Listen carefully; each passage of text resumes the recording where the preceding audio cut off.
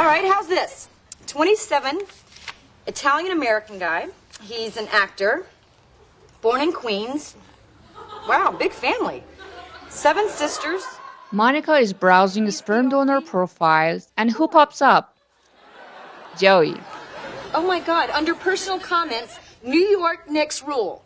Personal comments is a section title where someone adds their own thoughts, jokes, or extra details that don't fit into other structured parts of a form or profile. The phrase under personal comments just means written in the personal comments section. Yeah, the Knicks rule. Joey, this is you. In Joey's case, it's funny because the sperm bank profiles are usually serious, but he casually writes about his love for the Knicks.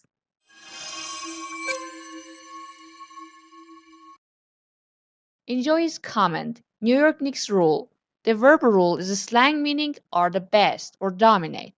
It's a casual, enthusiastic way to show support for a team or anything you love. As an example, if you love spaghetti, you might say, spaghetti rules, meaning spaghetti is the best. You are so crazy. That song totally rules. That song totally rules.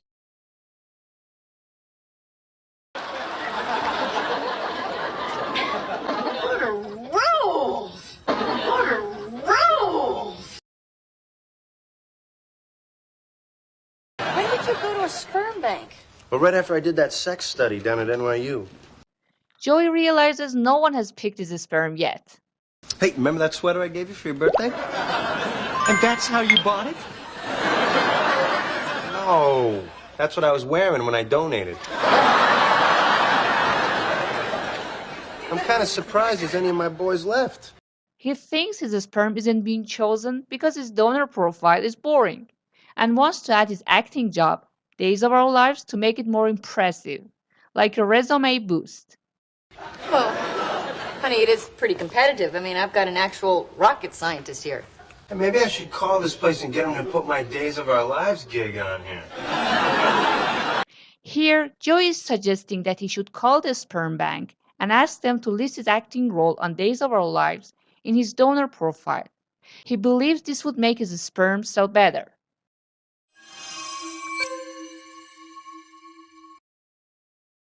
Maybe I should call this place and get them to put my Days of Our Lives gig on here. A gig is a slang for a job, usually short-term or entertainment, like a performance or musical art. Examples: I've got a gig as a wedding singer this weekend. I've got a gig as a wedding singer this weekend. Her last gig was modeling for a shampoo ad. Her last gig was modeling for a shampoo ad. We can't find Dex, and all his matching luggage is gone. Do you have any idea where he is? Yeah, we haven't got much time. If we don't have a drummer, we're gonna have to cancel the gig. Yeah, we haven't got much time. If we don't have a drummer, we're gonna have to cancel the gig. His last gig was a McDonald's commercial. His last gig was a McDonald's commercial. Where's Mike?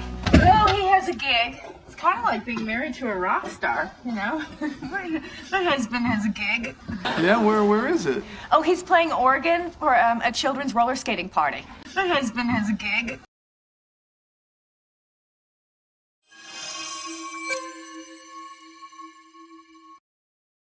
Now juice this puppy up a little. Puppy is a slang for thing, like calling a car this baby. And here, Joey is referring to his sperm donor profile or possibly his sperm itself in a joking way. For example, in Modern Family, Phil calls Luke's new bike this bad boy. So listen, buddy.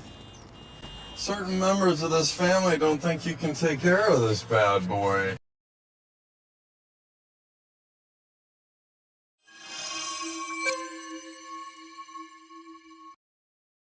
Hey, maybe I should call this place and get them to put my Days of Our Lives gig on here. Now juice this puppy up a little. Juice up means to make something more exciting, attractive, or appealing. I juiced up my essay with fun examples. I juiced up my essay with fun examples. Let's juice up the meeting with a slideshow. Let's juice up the meeting with a slideshow.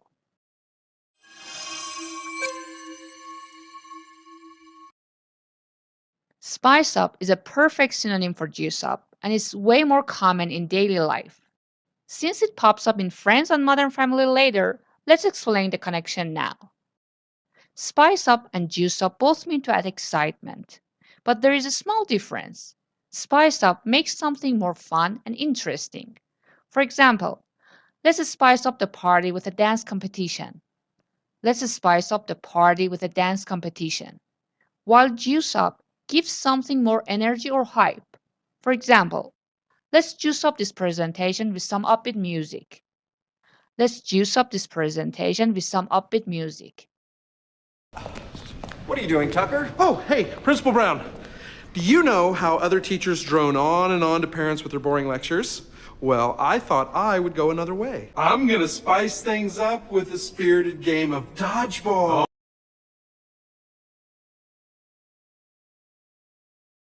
Actually, I was thinking about that role-playing thing I'm into. Phil and I have on occasion adopted various alter egos to spice up our marriage.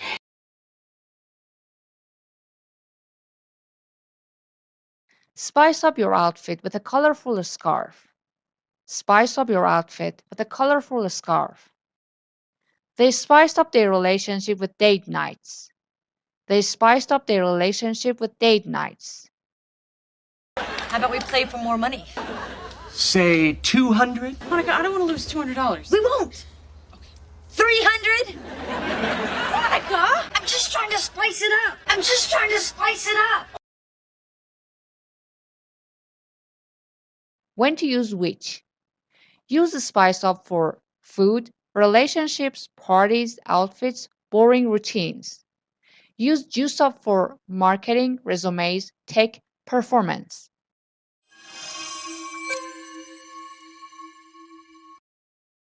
Where you going? To the bank? Sperm or regular? Sperm. So you really? Monica has chosen a donor at a sperm bank and is telling Joey about him. He sounds nice. I'd say so. Got brown hair and green eyes. When Joey compliments her choice, Monica says, "I'd say so," meaning she agrees with Joey. This phrase is a casual way to agree with someone's statement or observation. It can also indicate that you believe something is true, especially when you have a personal interest or involvement in the matter. Here are some more examples. You ask your friend if a movie is good, and they reply, "I'd say so." This means they agree that the movie is good. Oh, can I give you a Swedish massage, accent optional? Oh no, I just need to lie down. You think it would be offensive if I asked my daughter to walk on my back? I'd say so. I just offered to give you a massage. I'd say so. I just offered to give you a massage. Your friend tells you they think your presentation went well. You reply, "I'd say so. I felt confident and prepared." Someone asks if a new cafe is worth visiting, and you've been there before. You could say, "I'd say so. The coffee is excellent, and the atmosphere is cozy."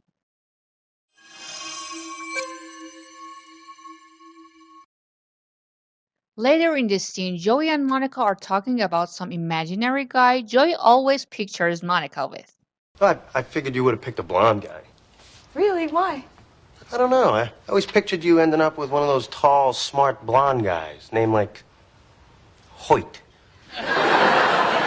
Wait. It's a name, yeah.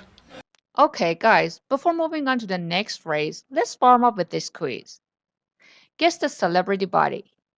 Dwayne "The Rock" Johnson. He's got the body for, right, wrestling. Michael Phelps.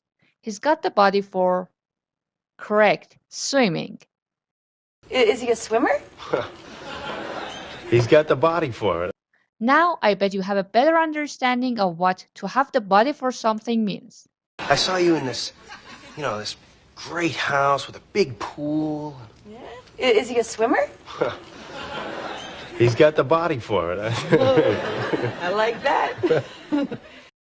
It suggests that someone's physical build or appearance naturally suits a particular activity, profession, or a stereotype. Joey says the imaginary guy Hoyt has the body for swimming because swimmers are often tall, broad-shouldered and muscular, and he's actually picturing a stereotypically hot guy for Monica. Your friend loves yoga and has great flexibility. You could say she's got the body for yoga, meaning her physical traits make her well suited for it. Now, look at this funny example from Modern Family. So I hear you have a boyfriend. No, I don't. Who is he? I'm not talking to you about this. Haley and Alex are talking about a boy that Alex likes and has been texting for a while. Well, have you guys kissed yet? No. Well, what are you waiting for? I'm not waiting. I'm 13. And you've never kissed a boy? How old were you? Like 11. Haley tells Alex that she needs to make a romantic move soon, or else the guy might think she's a lesbian. So you better get on it, or else he's gonna think you're a lesbian. He's not going to think I'm a lesbian. I thought you were. You totally have the sandals for it. As I mentioned before, native speakers often twist idioms for comedic effect. They use the structure to have the noun for something. The most common example is to have the body for a certain activity, like swimming. But here, Haley replaces the expected noun body with the stereotypical accessory sandals. She's essentially saying, in a joking and a stereotypical way, you totally have the right fashion sense, specifically the sandals, to be mistaken for a lesbian.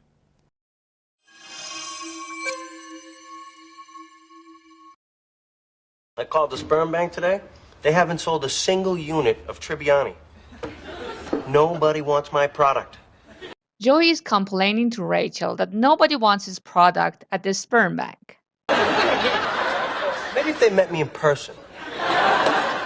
If you do something in person, you go somewhere and do it yourself, not online, by phone, or through someone else. It's often used to contrast with remote or impersonal communication. Here, Joey is joking that if women saw him, they'd buy his sperm. He thinks his charm would work better face-to-face than anonymously in a catalog. Haley was ghosting him. What does that mean? She wouldn't call him back, so I told her to do the right thing and end it or whatever in person.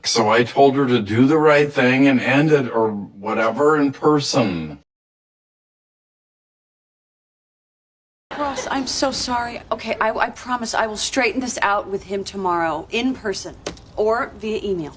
I promise I will straighten this out with him tomorrow, in person, or via email. You must pick up your passport in person. You must pick up your passport in person.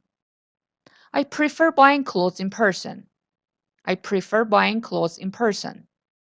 Hearing her sing in person gave me chills. Hearing her sing in person gave me chills. We dated long distance, but finally met in person last month.